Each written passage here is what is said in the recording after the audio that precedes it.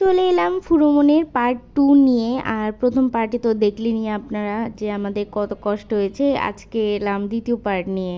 ভাই আমার মুখটা একটু দেখুন, রোদে পুরো লাল হয়ে গেছে। আমি নিঃশ্বাসের জন্য কথা বলতে পারছি না। আমাদের টিম মেম্বাররা এখনও নিচে, আমরাই দুজনেই সবার উপরে।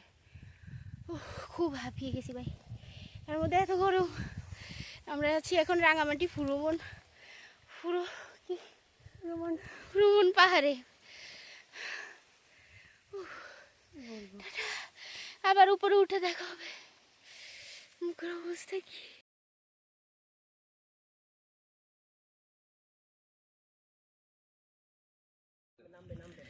তো আমরা পাহাড়ে উঠতে উঠতে এতটাই জল পিপাসা পেয়েছিল, তো এখানে হচ্ছে পাহাড়িদের জন্য খাবার জলের ব্যবস্থা করা আছে, তো সেখান থেকে জলটা খাচ্ছিলাম। আর এই যে এখানে এটা হচ্ছে দৈনন্দিন কাজের ব্যবহারের জন্য, আর এটা হচ্ছে খাবার পানি। তো সবাই একটু জল পিপাসা পেয়ে গেছে সবার, তো এই জন্য সবাই খাচ্ছি এখান থেকে জল।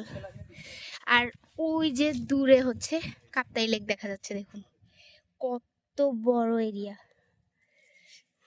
এর জন্য আমাদের অবস্থা পুরো কাহিল। আমরা আরো উপরে গেছি, এখনো অনেকটা উপরে উঠতে হবে।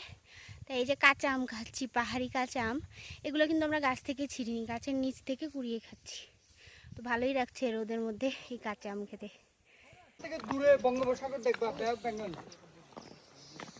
ভীষণ কষ্ট গাইজ, রোদে তেতে পুরো আমাদের অবস্থা পুরো শেষ।